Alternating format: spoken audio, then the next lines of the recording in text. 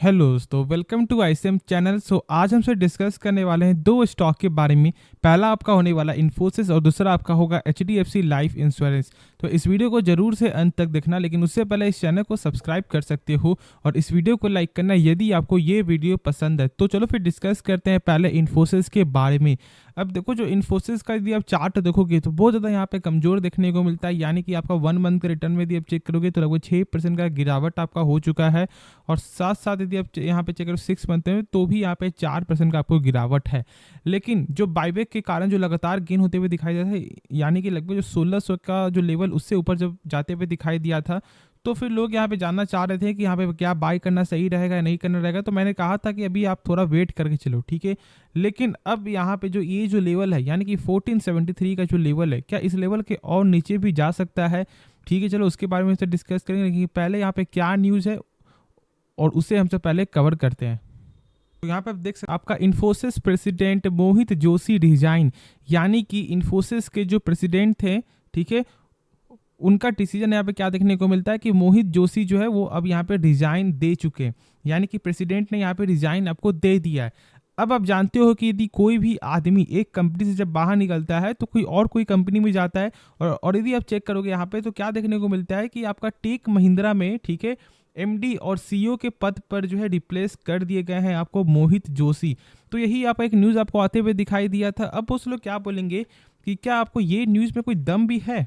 देखो, सबसे पहली बात मैं आपको बता दूं कि जैसे कि मान लो, ठीक है, एक मैं आपको एग्जांपल दे रहा हूँ। बहुत से लोग यहाँ पे शायद खराब लग सकता है, लेकिन हाँ, बहुत से लोग यहाँ पे आप बोलेंगे कि हाँ सही है। जैसे कि मान लो आपका बिजनेस है और उस बिजनेस में आपके पापा यहाँ पे हैंडल करते हैं, और जब मान लो यदि आपको बाहर गए हुए हैं, तो फिर आप जब आप अपने बिजनेस में जब बैठोगे तो ऐसा हो सकता है कि शायद बहुत सारे ग्राहक आपको देखकर ना आए।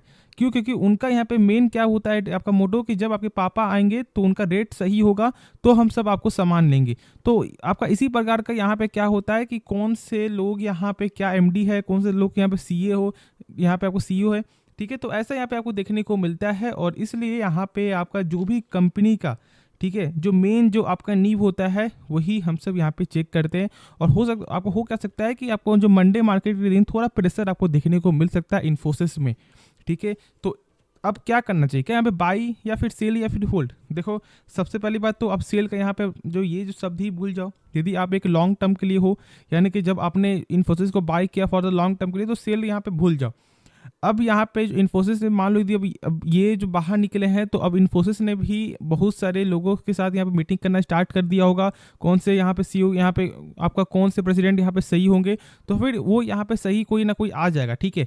तो मेन यहाँ पे ये आप मोटो रखो कि क्या अभी क्या करना चाहिए। देखो, सबसे पहले बात, आपका जो इन्फोसिस का जो प्राइस है ना, वो बहुत ज़्यादा आपका अट्रैक्टिव प्राइस है।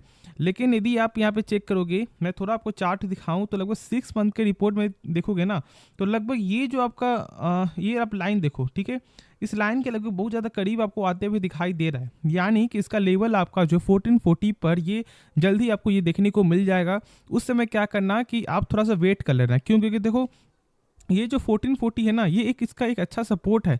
अब जानते हो कि जब आपका सपोर्ट जब आपका ब्रेकआउट करता है, तो फिर वही सपोर्ट बन जाता है आपका रेजिस्टेंस। तो फिर क्या करेंगे, हम सब वेट करेंगे, और जब नीचे का लेवल आएगा तो फिर हम सब बाय करेंगे, यानी कि लगभग 1400 के बीच में। उस समय इस स्टॉक को बाय करो, बहुत ज़्यादा एक बेस्ट प्राइस आपका होगा लॉन्ग टर्म के लिए भी। इस कंपनी को जानते हो कि आप आईटी सेक्टर का कंपनी, यानी कि आपका एआई का बिजनेस आपका जो लॉन्ग टर्म में आपको लगातार ही आगे बढ़ते हुए आपको दिखाई देगा ही देगा, और ये आप जानते भी हो। लेकिन मेन जो अभी आपका फंडामेंटल है, तो मैं आपको दिखा दूं कि इस कंपनी का जो आरओसी है, आप यहाँ पे देख रहे हो कि कंपनी का जो आरओसी वो लगभग 37% आपका देखने को मिलता है। अभी आरओसी क्या होता है, देखो आप ऐसे समझ सकते हो, जैसे कि मान लो कंपनी जब अपने पर 100 रुपया लगा रहा है, तो यही 100 रुपया कंपनी का 1 साल बाद कितना रुपया बन जाता है, उसी को हमसे बोलते हैं आरओसी। और यहाँ पे कंपनी का 100 रुपया आपका चेंज हो जाता है 137 रुपये, यानी कि एक बेहतरीन नंबर है।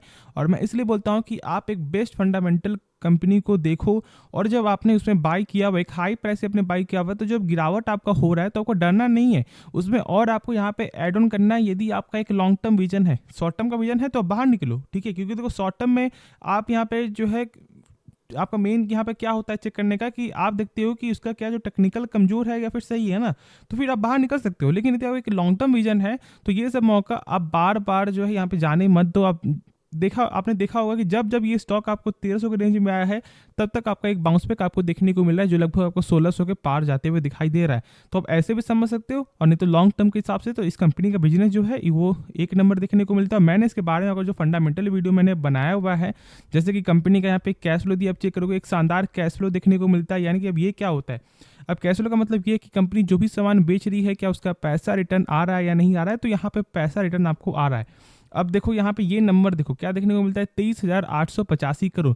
तो चेक करने का सिंपल आपको क्या तरीका है कि इस नंबर से कम होना चाहिए टोटल प्रॉफिट। तो चलो फिर चेक कर लेते हैं। तो ये यहाँ पे देखोगे तो 22,000 आपको देखने को मिलता है, यानी कि कैश फ्लो यहाँ पे इस कंपनी का पॉजिटिव है, ठीक है। और यदि आप ऐसे चेक करोगे आपका नेट कैश फ्लो, तो फिर आपको यहाँ पे देखने को मिलेगा निगेटिव, यानी कि जहाँ पे कंपनी ने इन्वेस्ट किया हुआ है क्या उससे कुछ पैसा आ रहा है, तो यहाँ पे चेक करोगे निगेटिव। जहाँ पे फाइनेंस क्या उससे कुछ पैसा आ रहा है, तो यहाँ पे निगेटिव है। इसके कारण यहाँ पे निगेटिव देखने को मिलता है। बाकी जो मेन जो आपका फंडामेंटल है, जो मैंने बताया कि जो सामान का जो सेलिंग है उसके हिसाब से कंपनी का पैसा आ रहा है, जो सबसे अच्छी चीज़ है, ठीक है। तो होप इस वीडियो में आपको इसके बारे में लगभग बेसिक जो है वो यहाँ पे समझ में आ गया होगा कि यहाँ पे क्या करना है, वो भी समझ में आ गया होगा। जो मैं न्यूज़ है, जो भी न्यूज़ था वो भी मैंने आपको शॉर्ट बता दिया है। तो चलो फिर जो आपका नेक्स्ट स्टॉक के बारे में डिस्कस करते हैं। तो अब हमसे बात करेंगे यहाँ पे आपका HDFC लाइफ इंश्योरेंस के बारे में। यानी कि ये सेक्टर जो है आपका इंश्योरेंस सेक्टर फिलहाल अभी बहुत ज़्यादा आपको दबाव में देखने को मिलता है। लेकिन एक चीज़ आपको समझना है कि कंपनी जो है हम सब यहाँ पे बाई करते हैं ना, उसके लिए सबसे पहले आपको करेज चाहिए, ठीक है। आपने करेज दिखाया है, सबसे अच्छी चीज़ है। क्योंकि तो मैंने बताया कि बहुत से लोग यहाँ पे बाई भी नहीं कर पाते आपको ये देख करके कि जब इसका प्राइस जब आपका 480 आएगा तो हम सब बाई करेंगे, 450 आएगा तो हम सब बाई करेंगे। फिर क्या होता है कि ये सब मौका आपको आता ही नहीं है और स्टॉक आपका ऊपर चला जाता है। तो फिर अब इसमें क्या हो रहा है, ये तो स्टॉक जो लगभग जो आपको लगातार ही गिरते हुए दिखाई दे रहा है। तो देखो समझो यहाँ पे कि कंपनी जो है लॉन्ग टर्म में वही कंपनी आपको सर्वाइव कर सकती है जो फिलहाल अभी इसका फंडामेंटल सही हो। और मैंने इसके बारे में आपको दिखाया हुआ है और मैं इस वीडियो में आपको दिखाऊंगा। लेकिन मैं आपको बता दूं कि आपका इंश्योरेंस सेक्टर आपका लॉन्ग टर्म का एक अच्छा सेक्टर आपका बन सकता है। क्यों? क्योंकि लगभग बाहर के देशों में चेक करो, जैसे कि आपका अमेरिका हो गया, तो वहाँ पे आपका जो इंश्योरेंस मार्केट है वो यहाँ पे लगातार ही आपका बढ़ते हुए दिखाई दे रहा है। लेकिन भारत में क्या है कि अभी भी हम सब का जो आपका सेक्टर है, ये आपका जो इंश्योरेंस सेक्टर है वो बहुत ज़्यादा पीछे ही देखने को मिलता है। यानी कि हम लोग जो इंश्योरेंस में उतना ज़्यादा फोकस नहीं करते। लेकिन अब क्या कर रहे हैं लोग कि अब इसके बारे में सही से समझ रहे हैं। जैसे कि पहले क्या था कि आपका लोग जो हेल्थ इंश्योरेंस बाय नहीं करते थे, आपको ये सोच करके कि अब मैं यहाँ पे 10 रुपये लगाऊंगा, यदि मुझे कुछ नहीं होता एक साल में तो फिर ये जो 10,000 है यहाँ पे मेरा फंस जाएगा। लेकिन अब ऐसा नहीं है। अब मैंने देखा है कि लोग जो है घर पर आपको बुलवा कर एजेंट के द्वारा यहाँ पे ओपन करवाते हैं इंश्योरेंस, और वो पूरा समझते हैं कि यहाँ पे क्या इसका बेनिफिट है। और देखो सेम में मैं आपको बोलूँगा तो आपको हेल्थ इंश्योरेंस का बेनिफिट तो ज़रूर है यदि आप इसका टर्म एंड कंडीशन फॉलो करोगे तो फिर ठीक है। तो लेकिन ये सेक्टर एक अच्छा सेक्टर आपका बन सकता है। अब शर्तें यहाँ पे ये है कि वो तो एक आपका अलग में जो मैंने बताया, लेकिन अब ये शेयर है तो शेयर में तो ये लगातार डाउनफॉल जाते हुए दिखाई दे रहा है। तो फिर अभी करना क्या चाहिए? देखो मैं आपको यही बोलूँगा, अभी थोड़ा सा यहाँ पे आप जो है क्या कर सकते हो, नहीं तो वेट कर सकते हो, ठीक है। अभी मैं वेट करने के लिए मैं क्यों बोल रहा हूँ आपको, जो टेक्निकल वाइज से यानी कि जो शॉर्ट टर्म के लिए यहाँ पे बाई करने के लिए सोच रहे हैं, लेकिन यदि जो वही लॉन्ग टर्म के लिए आप सोच रहे हो ना, तो फिर ये सब मौका बार बार आपको नहीं आएगा। मैं बोलूँगा यहाँ पे आप 20% करके आप जो है यहाँ पे बाई करो, एड ऑन करो।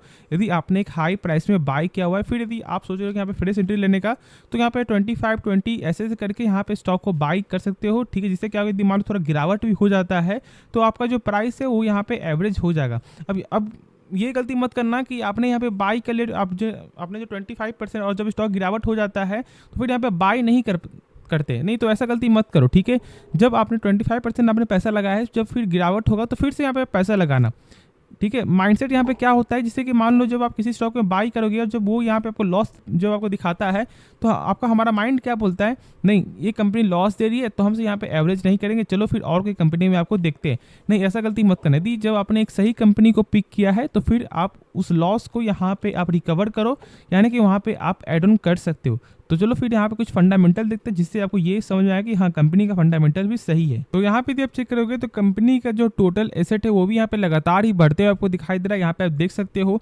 अब इसका यदि हम कैश फ्लो यहाँ पे चेक करें तो देखो कैश फ्लो का मतलब क्या होता है मैंने अभी बताया, लेकिन मैं फिर से बता दूं कि इसका मतलब ये है कि कंपनी जो भी सामान बेच रही है क्या उसका पैसा रिटर्न आ रहा है या नहीं आ रहा। तो देखो ये आपका एक जो इंश्योरेंस सेक्टर है ना, तो इसका यहाँ पे ये नहीं है कि यहाँ पे 1 साल का 2 साल का हो सकता है, 3 साल का भी आपका हो सकता है, ठीक है। तो अब देखो यहाँ पे इसका क्या देखने को मिलता है आपका, वो हम पहले हम तो चेक कर लेते हैं, उसके बाद फिर डिस्कस करेंगे। तो चेक करने का सिंपल आपका क्या तरीका है कि इस नंबर को देखो क्या देखने को मिलता है, 5,540 करोड़। तो इस नंबर से कम होना चाहिए टोटल प्रॉफिट। तो चलो फिर चेक करते हैं। तो यहाँ पे क्या देखने को मिलता है, 1208 करोड़, यानी कि कंपनी का जो कैश फ्लो है वो यहाँ पे पॉजिटिव है, यानी कि जो भी सामान बिक रहा है उसका पैसा भी रिटर्न आपको आ रहा है, जो सबसे अच्छी चीज़ है। अब आप ऐसे समझते हो कि कैश फ्लो उतना ज़्यादा आपको इंपॉर्टेंट नहीं होगा, नहीं। देखो लगभग आपका फंडामेंटल का जो 30 से 40% आपको जो है कैश फ्लो ही आपको यहाँ पे आपको बता देगा कि आपको कोई और फंडामेंटल देखने की जरूरत नहीं, यानी कि बेसिक से समझ सकते हो कि हाँ कंपनी यहाँ पे सही काम कर रही है। अब जैसे कि मान लो कि आपको किसी भी कंपनी का लगातार सेल्स बढ़ रहा है, प्रॉफिट ही लगातार बढ़ते हुए दिखाई दे रहा है, लेकिन जब आपको अंदर जब आपको मालूम चलेगा कि जो सामान बिक रहा है उसका कुछ पैसा आपको रिटर्न ही नहीं आ रहा है, तो आप ऐसे समझोगे कि शायद वो फेक आपको दिखा रहा है सेल्स। तो इसलिए मैं बोलता हूँ कि कैश फ्लो चेक करना बहुत ज़्यादा आपको ज़रूरी है, और मैंने एक शॉर्ट में मैंने आपको इसके बारे में सही से समझा दिया है। तो आप ये तो समझो कि यहाँ पे कंपनी सही है, बस आपको पेशेंस रखना है और होल्ड करके चलना है। जो मैंने बताया उस चीज़ को जरूर आप फॉलो कर सकते हो। अब देखो साथ साथ यहाँ पे आपको प्रमोटर होल्डिंग तो वो भी यहाँ पे आपको 50% का देखने को मिलता है, और यदि आप चेक करोगे आपको FIS का होल्डिंग तो वो भी यहाँ पे लगातार ही बढ़ते हुए दिखाई दे रहा है। तो ये तो आपको समझ में आ रहा है ना। बहुत से लोग यहाँ पे ये चेक करते हैं कि क्या आपको FIS यहाँ पे सेल कर रही है या फिर बाई कर रही है, तो आपको इससे तो समझ में आ रहा है कि यहाँ पे क्या चल रहा है। तो इसलिए मैं बोलूँगा कि आप इसको समझो, ठीक है, डरो नहीं। यहाँ पे आप बाई कर सकते हो, जो मैंने बोला है उसी बेसिस पे बाई करना तो फिर सही होगा। तो चलो होप इस वीडियो में जो भी है सब कुछ समझ में आ गया होगा। तो इस वीडियो को अंत करते हैं, लेकिन उससे पहले इस चैनल को जरूर आप जो सब्सक्राइब कर दो और इस वीडियो को लाइक करना। तो मिलते हैं नेक्स्ट वीडियो में, तो तब तक के लिए धन्यवाद।